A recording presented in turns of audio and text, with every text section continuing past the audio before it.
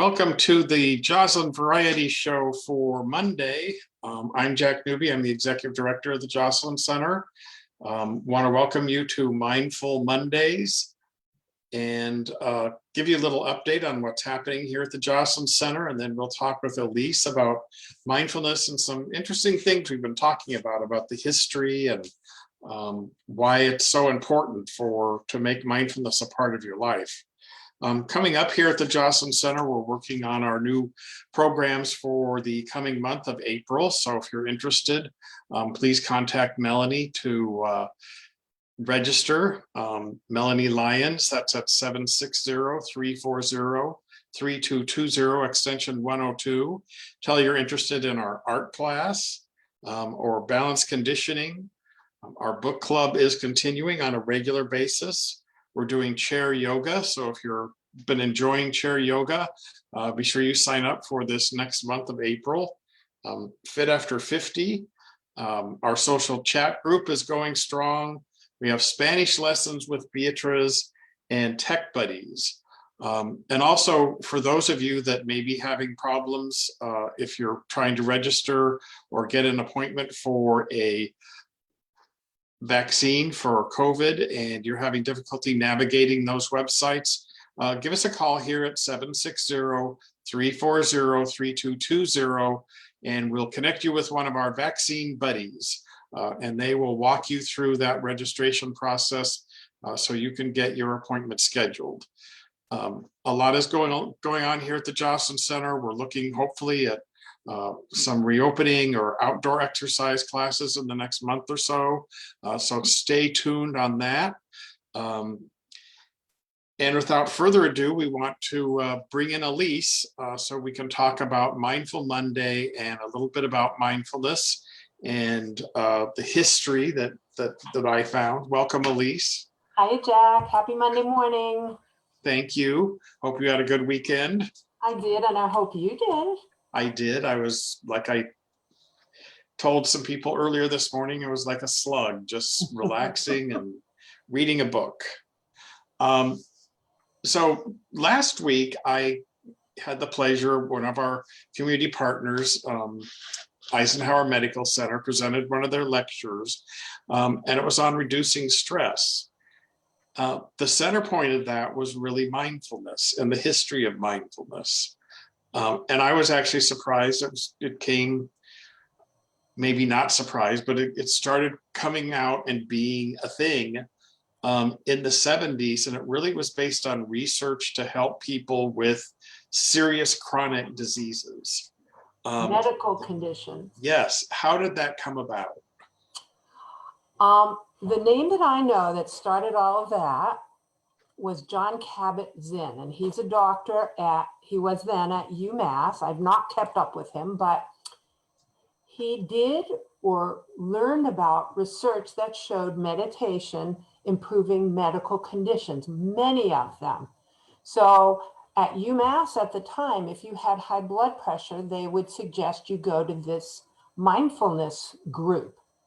And it was nothing to do with religion. It wasn't mystical. It was just meditation, which helped. And they show, and it's still shown, evidence to help all of these medical conditions. Did she mention some of those? I know hypertension. Yeah, the high blood pressure, but heart disease. Yep. A lot of the digestive problems that we have, that a lot of those are as a result of stress. Absolutely. Stress works on the whole body. It affects like every organ in the body, just like alcohol does. It affects your whole body. So anything that's going on with you physically or medically is exacerbated by stress. And sometimes stress can just be the cause and create those problems. Well, I think kind of what I learned, and I've heard it before, but it's still always a good thing to think about, is stress really comes about. It's the automatic response from when we were, living in the forests and our life depended on something, and it was the fight or flight hormones that are pumped into our body and we're not even aware of it. Absolutely. If you didn't, you would get eaten by a saber-toothed tiger or, or a bear or whatever. And so, yes, those of us who did not pay attention to that in those early times probably didn't live to recreate. So, or have, have children recreate. And so we have been bred to pay attention to the things that are dangerous. And now for us, sometimes the things that our mind interprets or, pumps those hormones or whatever they are into our body that increases our heart rate and our respiration and upsets our digestive system and causes high blood pressure and all of these other things, could be because we're frustrated at a stop sign. Exactly. Or we're running late or something like that. And it's an automatic thing. So how does mindfulness and meditation relate to reducing this stress and really reducing some of these health problems we have that may not need all the chemicals and prescriptions that we receive for them? True. Actually, that's kind of what I'm going to talk about today. Okay. Can we go ahead with that? Yes, we can. Is there anything else you need before we go ahead? No, I will let you go. Thank you. All right, here we are. Good morning, everybody. I want you to know I've been thinking about this group and looking forward to being with you. That means I'm kind of getting used to not being able to see you, which has been a challenge for me, but I think about you. First let's do our breathing. 3 deep breaths. In through the nose, out through the mouth.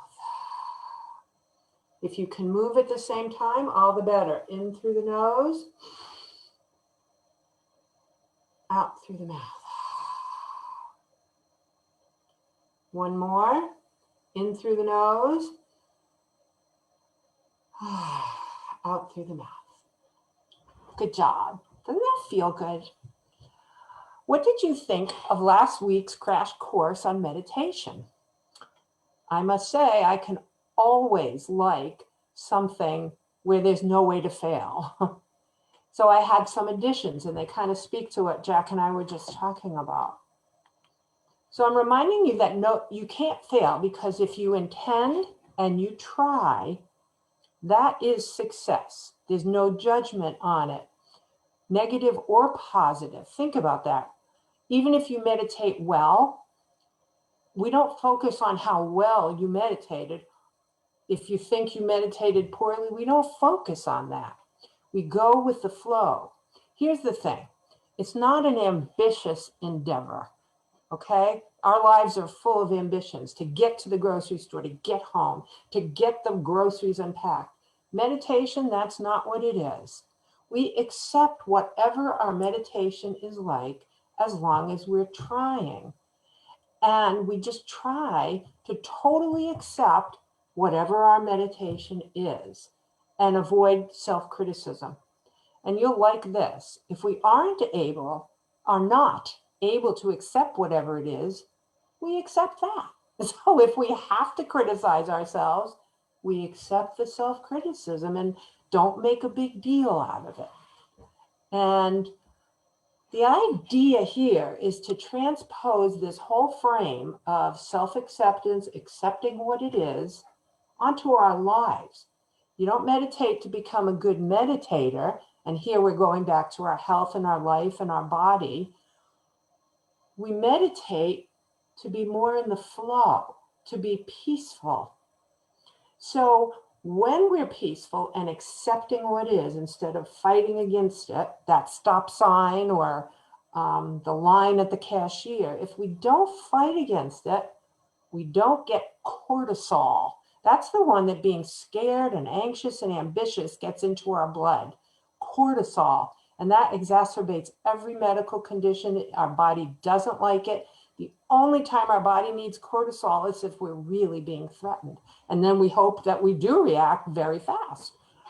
Other than that, we have to try to get rid of the old the old primitive ways of reacting to things that don't apply anymore. There aren't saber-toothed tigers, around every tree.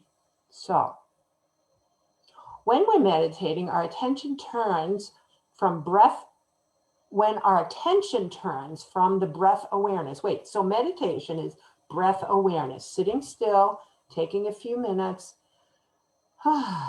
and being aware of our breath. When our attention turns away from our breath awareness, which it will, because that's what our minds do, they think. And that will happen. So as soon as we realize it, say, oh, I'm thinking about the movie I saw last night.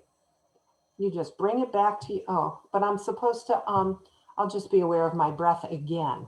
You could do that 100 times in 20 minutes. You could do it 10 times in 1 minute, and that's success. Every time you realize that your attention has strayed from what you intend for it to be on, which is the breath awareness, that's a moment of mindfulness.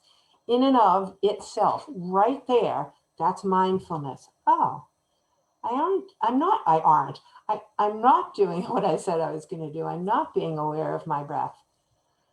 Let me go back to breathing and being aware of my breath.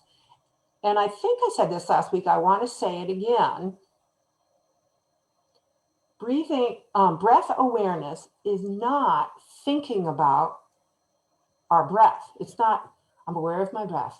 I'm aware of my, I'm breathing now. That's not what it is. It's not, we try not to make it that.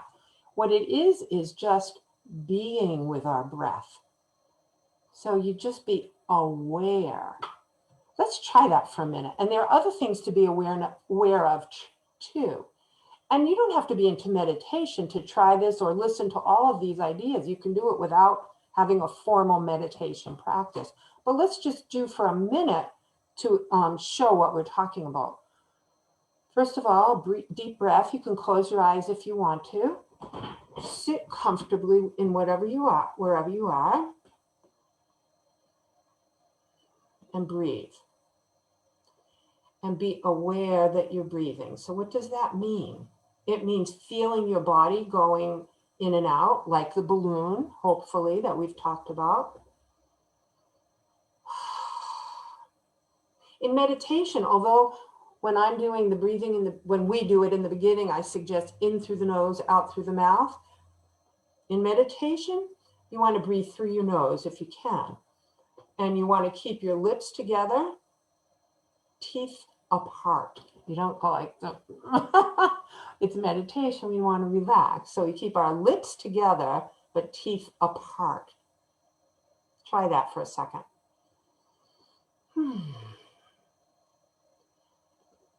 And you be aware of what your body's doing. That's breathing. So your chest might be going up and down. Hopefully your belly sometimes goes up and down, but you don't try. There is no ambition in the way that you breathe. When it comes to meditation, we forget about all the try to breathe and make a balloon or whatever. Then you just let your breath do the work. Very relaxing, actually, and that's the point. You just breathe however you breathe and you accept whatever it is. Let's see. I didn't tell you last week that I actually do meditate. I've been meditating on and off since I was a teenager, way back when, well over 50 years ago. I went for TM, Transcendental Meditation, and it was all very interesting. I did it for a number of years. It was very helpful. And then, life happens. I didn't realize I should have continued it. And then I picked it up a few times on and off throughout the years. But when I moved here 8 years ago to the desert, I saw a magazine in the newspaper, an ad for meditation. And I went, and I've been going ever since. It's connected to Buddhism, but again, not as a religion. The meditation part of that, although Buddhism tells you all about these ways of living. There's no God or anything to believe in, but the meditation is just so helpful, and I've been doing it ever since. for 8 years, every day. I'd say I do it about, what did I write? 99.5% of the time. In 8 years, maybe I have missed 10 times. And some for being really sick and, you know, or preparing for a colonoscopy, right? I'm not going to meditate then. Or, although it might be helpful, or sometimes I have just forgotten because I'm having too much fun. And that's allowed. But basically, I meditate every day for 20 minutes. You can start much less than 20. You can try 1 minute, 5 minutes. But the regularity of doing something like it on every day is what's most helpful. You get familiar with it and you get better at it and feel more comfortable with it. So, and it helps you more. So anyone who's having a lot of health problems, there you go, meditation and mindfulness. And here's a pop quiz. Where is that moment of mindfulness when you're meditating? Or just when you're living and trying to focus on something, where's that moment of mindfulness? Give you 2 seconds to think of it. It's when you realize suddenly that you're not doing what you intend to do. So if you're washing the dishes and then you're like, oh, I wonder what I'm having for lunch. Oh, wait a minute, I'm supposed to be washing the dishes. That's a moment of mindfulness. And related to this, last week I asked, why do we not see the full reality of things?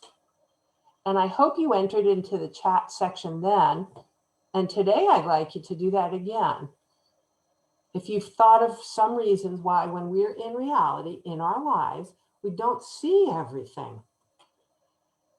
I'm going to give a few of my answers. We often don't see the full big picture because either we're too busy, we're in the past or in the future.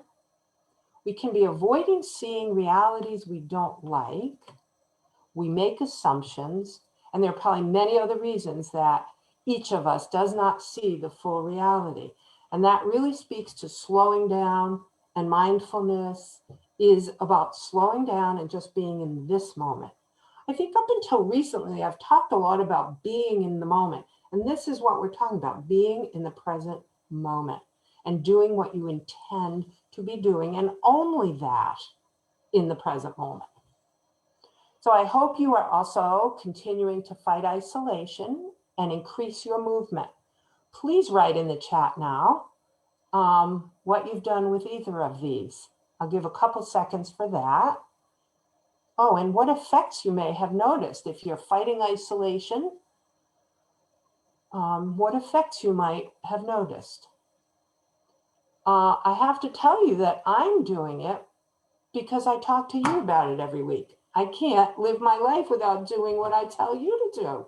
So I hope you're practicing with me. I trust that you are. And increasing movement, I never told you that one of the things I've started to do, or maybe I did, is take a class only when I'm awake at 5:30 in the morning on public TV. It's called Eccentrics, ESS, not eccentrics, although I could be considered eccentric, couldn't we all? But it's called Eccentrics, ESSENTRICS, Eccentrics. 5:30 in the morning, public TV. And when I'm up, it's a very good class. It's gentle, but hard at the same time. And you don't have to injure yourself doing this. I used to go to gym classes and I stopped because whenever the teacher said, do more, go harder, I'd say, okay, and end up injured. This one, she talks to you a lot about don't do more than you can and when to stop. But it's not by nature a very, well, if you ever see it, or you could look it up online, eccentrics. And then I'd like you to enter, if you've gotten some things accomplished this past week, please put those in the chat right now. And then I'll tell you about my desk. I think my desk is a barometer of my life. I could just go, anybody could go look at the state of my desk, which is actually quite small, and know how I'm doing.